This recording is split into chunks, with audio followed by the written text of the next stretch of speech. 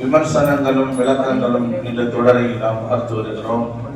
இதிலே இன்றைக்கு நாம் பார்க்கக்கூடிய செய்தி ஈசால் சவாபு இஸ்லாத்தின் பார்வையிலே அனுமதிக்கப்பட்டிருக்க ஒன்றா என்பதை நாம் பார்க்கலாம். ஈசால் சவாப் அப்படின்னா என்ன?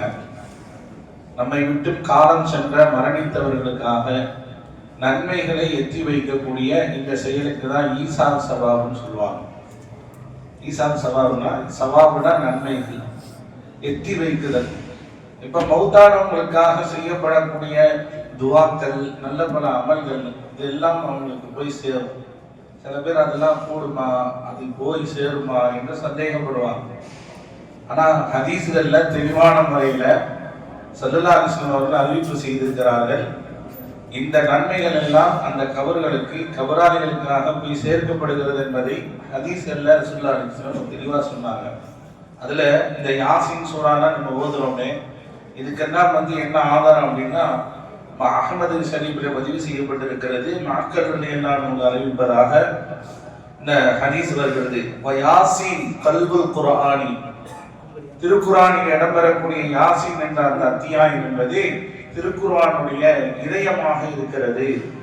லா இக்ரவுஹா ரஜுலுன் யுரீதுல்லாஹ தபாரக வ தஆலா வ தாரல் ஆখিরাத இல்லா உஃபிர லஹு.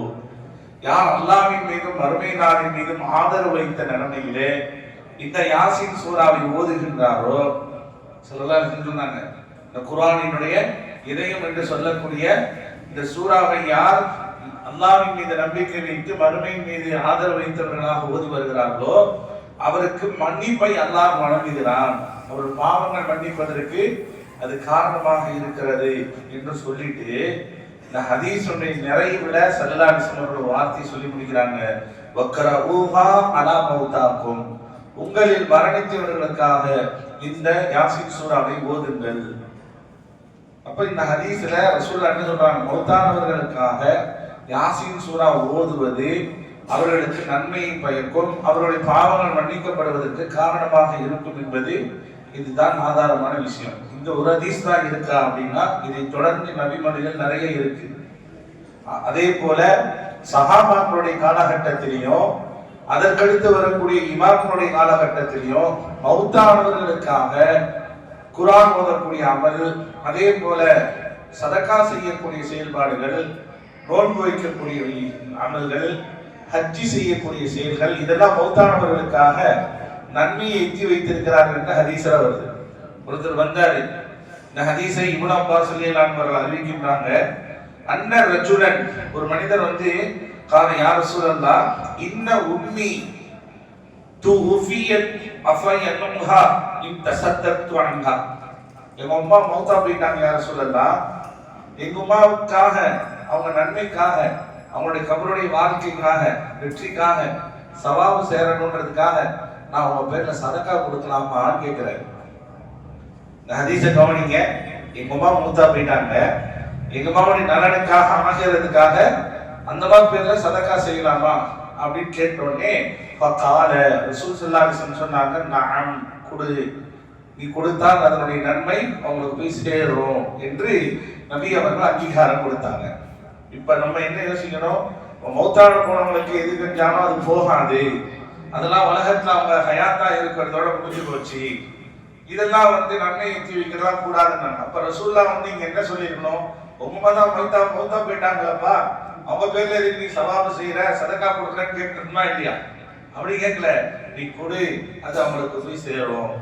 இன்னும் சில நபர்கள் ஹதீஸ்ல வருது, எங்க உமாக்காக, என் தாய் தந்தையருக்காக நான் பதிலே ஹஜ்ஜி செய்யலாமா, அவர்களுக்காக ஹஜ்ஜி செய்யலாமா என்று கேட்கும்போது ஸல்லல்லாஹு அலைஹி வஸல்லம் அவர்கள் தாராளமான முறையில் ஹஜ்ஜை செய்ய என்று அங்கீகாரம் கொடுத்தாங்க என்றுதான் ஹதீஸ்ல வருது. அப்ப மௌத்தானவர்களுக்காக அவருடைய பிள்ளைகள் செய்யக்கூடிய எந்த நன்மையோ அவர்களை போய் சேர்க்கிறது, அதனால் அவர்கள் பயனடைகிறார்கள். அவருடைய கபரிலே விசாலமாக நூறானியத்தாக அதாவது நீக்கப்படக்கூடிய கபராக ஆக்கப்படுகிறது என்பது இது போன்ற ஹதீஸ்கள் தான் நமக்கு ஆதாரமா இருக்கு. ஈசா சவாப் ரெண்டு விஷயம் நமக்கு ஒரு பலன். ஒண்ணு என்ன அப்படின்னா, மௌத்தா போனவங்க போய் அடக்க மாட்டேங்குது, அதோட முடியாது. நம்ம ஹயாத்தா இருக்கிறவங்க அவங்க நினைவு கூர்ந்து துவா செய்யும்.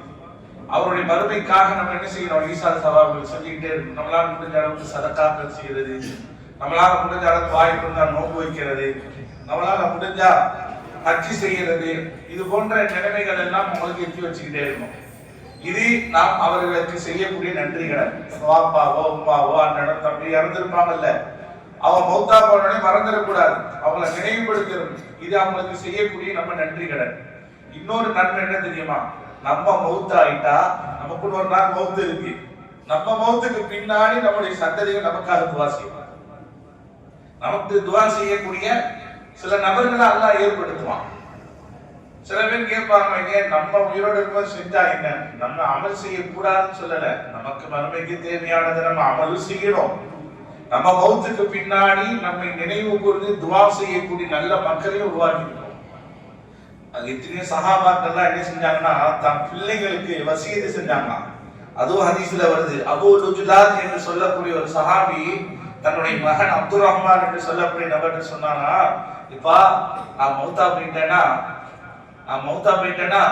நீ கபர்ல அடக்கப்பட்டதற்கு பின்னாடி தலைமாட்டில இருந்து சூரத்து பக்கராவினுடைய ஆரம்ப வசனங்களையும் சூரா பக்கராவுடைய கடைசி வசனங்களையும் நீ ஓதுப்பா எனக்காக என்று அவர்கள் சொன்னாங்க.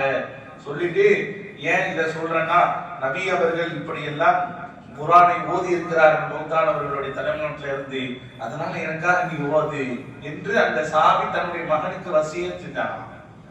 இதெல்லாம் வரலாறுகளில் இடம்பெறுகிறது, ஆதாரபூர்வமான செய்திகள். அதே போல அப்துல்லா இப்னு உமர் ரலியல்லாஹு அன்ஹு கூறுகின்றார்கள், சூரத்துல் பக்ராவினுடைய ஆரம்ப வசனங்களையும் அதன் இறுதி வசனங்களையும் கபருக்கு அருகில் நின்று ஓதுவது சுன்னத்தான காரியம் என்று பதிவு செய்கிறார். அப்துல்லா இப்னு மஸ்ஊத் ரலியல்லாஹு அன்ஹு சொல்லக்கூடிய பிரபலியமான சஹாபி, கபராளிகளுக்கு முன்னாடி உட்கார்ந்து குர்ஆனுடைய வசனங்களை ஓதுறது, அது பக்ராவுடைய வசனங்கள் ஆரம்பத்தில் கடைசியில் உள்ள வசனங்களை ஓதுறது சுன்னத்து அப்படின்னாங்க. இன்னொரு ரிவாயத்தில் அபூ சஅதா ரலியல்லாஹு அன்ஹு சொல்லக்கூடிய அந்த சஹாபி சொல்றாங்க, சூரத் ரஅத் என்று சொல்லக்கூடிய குர்ஆன்ல ரஅத் என்று ஒரு அத்தியாயம் இருக்கு, 13வது ஜுஸ்ல இருக்கு. இந்த சூராவை மையத்திற்கு அருகில் இருந்து ஓதுவது சுன்னத்து என்று பதிவு செய்கிறார். மதீனாவில் இருக்கக்கூடிய அன்சாரி சஹாபாக்கள் மையத்துகளுக்கு முன்னாடி சூரத் பக்ராவுடைய துவக்க இறுதி வசனங்களை ஓதிட்டு வந்தாங்கன்றது அது சுன்னத்து என்பதை பதிவு செய்கிறாங்க. இப்படி ஷாஃபி, ஹனஃபி, ஹம்பலி, மாலிகி மதுஹபி இமாம்கள், அந்த மதுஹபை பின்பற்றி வந்த மற்ற ஃபுகஹாக்கள், அவர்களிடத்தில் கல்வி பயின்ற மகான்கள், எல்லா நபர்களும் மௌத்தானவர்களுக்காக ஈசான் சவாபுகள் செய்வது, அதில் குறிப்பாக குர்ஆனை ஓதியவர்கள் சவாபுகளை எத்தி வைக்கிறது வரவேற்கக்கூடிய விஷயம் அல்ல, சுன்னத்தான காரியம் என்பதாக நமக்கு சொல்லி காட்டுறாங்க. ஆதாரங்கள்லாம் ரொம்ப இருக்கு.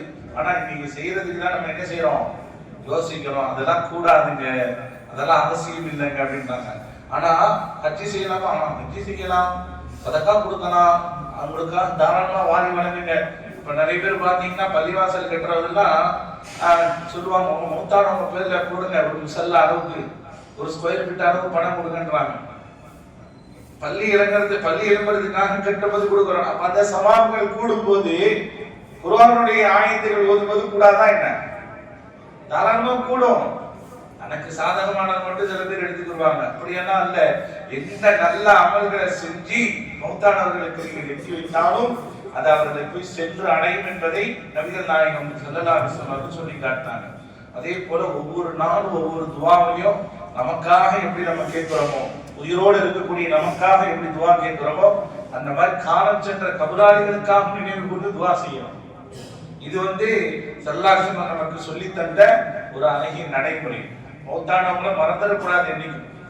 இன்னைக்கு கபருக்கு போய் துவா செய்யக்கூடிய நிலைமை இருக்கோ இல்லையோ, நம்ம இருக்கிற இடத்துலயாவது அவங்க நினைவு கொடுத்து துவா செய்யும். நிறைய பேர் என்ன செஞ்சாங்க, மௌத்தா பண்ண பிறகு வாப்பா அம்மானா ஒரு 10-15 வருஷம் ஆயிடுச்சுன்னா அதோட அவ்வளவுதான் மறந்துடும். ஒரு ஹதீஸ்ல இப்படி ஒரு செய்தி இருக்கு, ரொம்ப ஆச்சரியமா இருந்துச்சு இந்த செய்தியை கேட்டோன்னே. யாருடைய துவா கபூலாக்க கூடாதுன்னு வருதோ அல்லாஹ் அந்த துவாவில தான் பெற்றோர்களுக்கு துவா கேட்பதற்கு வாய்ப்பு அவனுக்கு கொடுக்க மாட்டான். எந்த துவாவில தன்னை பெற்றெடுத்த தாய் தந்தையரை மறந்து விடுகின்றார்கள் துவாவில, அந்த துவா தான் கபூலாகாத துவாவா. அப்ப பெற்றோர்களை நினைவு கூர்ந்து ஒவ்வொரு துவாக்கள் இடம் பெற்றிருக்கணும். அது ஹயாத்தா இருந்தாரா என்றல்ல, அவர்கள் காலம் சென்று மரணித்தாலும் சரிதான், அவர்களை நினைவு கூர்ந்து துவா செய்யும். அவங்களுக்காக துவா செய்ய செய்ய செய்ய நாம் அவர்களுக்கு செய்யக்கூடிய அது ஒரு விதமான நன்றி கடன். இன்னொரு ஹதீஸ்லயும் சொல்றாங்க ரசூலுல்லாஹ், மௌத்தானவர்கள் இறந்தவர்கள் கபரிலே இருந்து கொண்டு உயிரோடு இருக்கக்கூடியவர்கள் இருந்து எப்படி நன்மைகளை எதிர்பார்ப்பாங்கன்னா, ஒரு நடு கடல்ல ஒருத்தர் தத்தளிச்சுட்டு இருக்கிறார், நீச்சல் தெரியாம. நடு கடல்ல நீச்சல் தெரியாத ஒருத்தர் தத்தளிச்சுட்டு இருக்காரு. சூழ்நிலை எப்படி இருக்கும் பாருங்க. அவருக்கு நீச்சலும் தெரியல, ஆனா அவர் இருக்கக்கூடிய தருணம் நடு கடல்ல. இந்த தருணத்தில் ஒருவர் அவருக்கு உதவி செய்ய வந்தால் அவர் எப்படி சந்தோஷப்படுவாரு. வந்து காப்பாத்துப்பா, எப்படியா வந்து காப்பாத்து, நல்ல வேலை வந்த, கைய குடி, அதை குடி, இதை குடி குடிச்சு கப்பல்ல ஏறி காப்பாத்துறதுக்கு ஒருத்தர் வந்தா அவர் எப்படி சந்தோஷம் அடைவாரோ அது போல இந்த உதாரணத்தை சொல்லி காட்டிட்டு சொல்றாங்க. அது போல மரணித்தவர்களுக்கு உயிரோடு இருக்கக்கூடியவர்கள் சவாபுகள் செய்து அனுப்பினாங்கன்னா அந்த அளவிற்கு மற்றற்ற மகிழ்ச்சியை அடைகின்றார்கள் என்பதாக சொன்னாங்க. அப்ப மௌத்தானவர்களுக்காக செய்யப்படக்கூடிய ஒவ்வொரு துவாக்களும் அவர்களை போய் சென்று அடைகிறது. அது குர்ஆன் ஓதுதலாக இருந்தாலும் சரிதான். குர்ஆன் முழுமையா ஓதுறது நன்மைதான். யாசீன் ஓதி அனுப்புறோம், அது ஒரு நன்மைதான். சும்மா போயிட்டே இருக்கிறோம், குருலா சூரா 10 வாட்டி ஓதுறோம், 50 வாட்டி ஓதுறோம், 100 வாட்டி ஓதுறோம், அந்த சவாபுகளை ஓதி நாளைக்கு நான் எட்டி வைக்கிறேன், அந்த நன்மை அவங்களை போய் சேரும். நம்மளால ஒரு சலவாத்து ஓதுறோம், அதுவும் அவர்களுக்கு பயன் தான். ஒரு திக்ரு ஹாத்திர ஒரு திக்ரு ஓதி இந்த நன்மை அவங்களுக்கு எத்தி வைக்கிறேன். நன்மையை எத்தி வைக்கிறதுனா என்ன? ஒரு அமலை செஞ்சா அல்ல அதுக்கு ஒரு நன்மை தரானா இல்லையா, இந்த நன்மையை அவருக்கு நான் எத்தி வைக்கிறேன், அவ்வளவுதான் முடிஞ்சு போச்சு. ஒரு சூறா ஓதுனா 10 நன்மையா, அந்த 10 நன்மையை மௌத்தானினுடைய இன்னாருக்காக நான் எடுத்து வைக்கிறேன், அந்த சவாபு அவங்களை போய் சேரும். ஒரு பெரிய விஷயமே கிடையாது. இதுக்காக பந்தர் போட்டு, சாமியார் பந்தர் போட்டு, டேபிள் போட்டு விருது கொடுத்து செஞ்சாதான் அது ஈசா சவாபுன்னு அல்ல. சவாத்துகள் முடிஞ்ச அளவுக்கு ஓதி அதே போல அவர்களுக்காக சூறாக்கள் ஓதுறது, அவர்களுக்கு ஒரு சின்ன தர்மம், ஒரு பசித்தவருக்கு உணவு வாங்கி கொடுக்குறீங்க, யாரெல்லாம் இந்த ஏழைக்கு நான் கொடுக்குற இந்த உணவு, இதனுடைய சவாபு நான் என்னுடைய மௌத்தானவர்களுக்காக, என்னுடைய தாய்க்காக, தந்தைக்காக எத்தி வைக்கிறேன். இதுதான் ஈசா சவாபு. இந்த நன்மை நம்மளால முடியாதா? நம்ம எந்த அளவுக்கு மௌத்தானவர்களை நினைவு கூர்ந்து அவர்களுக்காக நம்ம அதிகமா துவா செய்யறோமோ அந்த அளவிற்கு நம்முடைய காலத்திற்கு பின்னாடி நம்முடைய சந்ததிகள் மட்டுமல்ல, நமக்காக அல்லாஹ் சில மலக்குமார்களை ஏற்படுத்தி நமக்கு துவா செய்ய வருவோம். நம்ம மறந்துட்டோம் அப்படின்னா நமக்கு பின்னாடி வரக்கூடிய சந்ததிகளும் மறப்போம். அப்படி நஷ்டம் யாருக்கு? அதனால நீங்க நிறைய பேர் என்ன செய்யறாங்க, இந்த விஷயத்துல விவாதம் பண்றாங்க, அதெல்லாம் கூடாது, அதெல்லாம் ஆதாரம் இல்லை, கூடாதுன்னு சொல்றதுக்கு நமக்கு என்னங்க தகுதி இருக்கு? நம்ம செய்யக்கூடியது அமல் தான். இஸ்லாத்தில் இல்லாததை ஒண்ணு செஞ்சோம் அப்படின்னா தான் சந்தேகத்துக்குரியது. குர்ஆன் ஓதுறது இஸ்லாத்துல இல்லையா? திக்ர் செய்யறது இஸ்லாத்துல இல்லையா? ஸலவாத் ஓதுறது இஸ்லாத்துல இல்லையா? ஓதுனா நன்மை கிடைக்காதா? நிச்சயமா கிடைக்கும். அந்த நன்மையை அவனுக்கு ஏற்றி வைக்கணும். இதுக்கெல்லாம் ஹதீஸ்கள் எல்லாம் இருக்குது, எல்லா ஆதாரங்களையும் ஸல்லல்லாஹு அலைஹி வஸல்லம் சொல்லிட்டு இருக்காங்க. ஆகையால் இந்த விஷயத்தில் சந்தேகம் கொள்வதை விட அந்த அமல்களை செஞ்சு பார்ப்போம். சில நேரத்துல நம்ம கடவுளை மௌத்தானவங்க வருவாங்க, கண்டிருக்கீங்களா? அந்த மாதிரி கனவுல மௌத்தா போனவங்க சில நேரத்துல கனவுல வருவாங்க. அந்த மாதிரி காட்சி எல்லாம் பார்த்திருக்கீங்களா என்னன்னு தெரியல, அமைதியா இருக்க பார்த்தா வருவாங்க.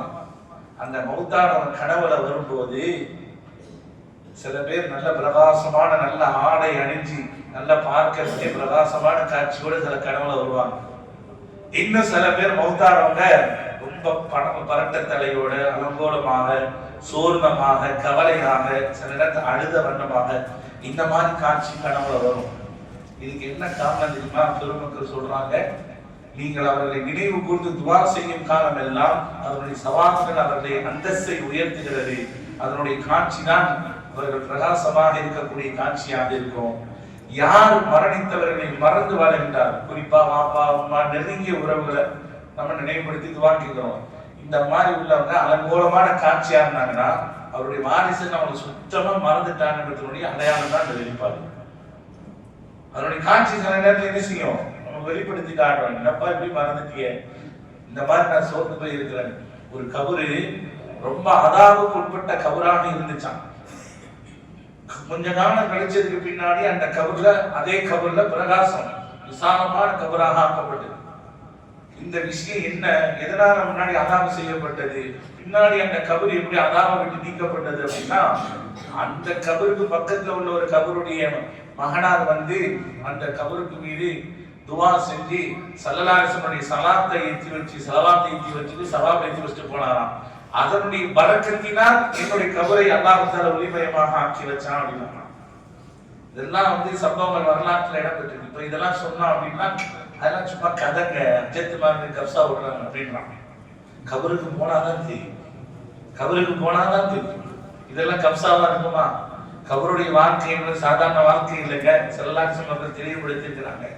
அப்ப பக்கத்தாளிகள் இருக்கக்கூடிய கபருக்கு வரக்கூடிய அந்த சவாபுடைய பொருட்டாவே இந்த கபரு வெளிச்சமா இருக்குதுன்னா இவங்களுக்கும் குறித்து ஓதுனா எவ்வளவு பெரிய சவாபுகள். மேராஜுக்கு போகும்போது ரசூலுல்லாஹ் என்ன சொன்னாங்க? நான் கபரில் மூசாவை தொழுவதை கண்டேன்னாங்க. மூசா அலைஹிஸ்ஸலாம் தான் மௌத்தா போயிட்டாங்கல்ல, அப்புறம் எப்படி தொழுவது காண்பாங்க ரசூலுல்லாஹ் காலத்துல? அப்ப இதெல்லாம் என்ன அப்படின்னா நல்லடியார்கள், சாலிஹீன்கள், முத்தகீன்கள், அல்லாஹ்வுடைய நெருக்கத்தை பெற்றவர்கள் கபரிலே உயிரோடு இருப்பாங்க.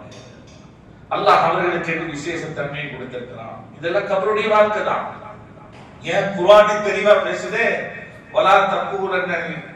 வலா தக்கூலு லிமன் யுக்தலு ஃபீ சபீலில்லாஹி அம்வாத். குர்ஆனுடைய ஆயத்துங்க இது, ஹதீஸ் கூட இல்ல. அல்லாஹ் குர்ஆன் என்ன சொல்றான்? அல்லாஹ்வுடைய பாதையிலே கொல்லப்பட்டவர்களை மௌத்தானவர்கள் என்று சொல்லாதீங்க. வல் அஹ்யாஉன் இன்த ரப்பிஹிம் யுர்ஸகுன். அவர்கள் உயிரோடு இருக்கிறார்கள், அவர்களுக்கு அல்லாஹ்வின் புறத்திலிருந்து இரக்கம் அளிக்கப்படுகிறது என்று குர்ஆனிலே அல்லாஹ் சொல்றான். அப்ப மௌத்தானவர்கள் நல்லடியார்கள் மீண்டும் கபரிலே உயிரோடு அல்லாஹ் வாழ வைக்கிறான். கபருடைய வாழ்க்கையில சில ரகசியங்கள்லாம் இருக்கு. அல்லாஹ் கபூர்ல அதாபுன்னு கொடுக்கும் போது தீயவர்களுக்கு நல்லவர்களுக்கு சுலபமான வாழ்க்கை இருக்குமா இல்லையா? நிச்சயமா இருக்கும். ஆகையால் அந்த விஷயத்தில் நாம் சந்தேகம் கொள்ள தேவையில்லை. ஈசான் சவாபுகளை முடிந்த அளவிற்கு மௌத்தானவர்களுக்காக என்னென்ன நம்மளால் முடிந்த சவாபுகளை செய்ய முடியுமோ அதை செய்வோம். அதை கொண்டு அவர்களுக்கும் நன்மை, அதன் மூலமாக நம்முடைய எதிர்காலத்தில் நம்முடைய கபர்களுக்கும் நல்ல துஆ செய்யக்கூடிய சாலிஹீன்களை அல்லாஹ் ஏற்படுத்தி தருவான்.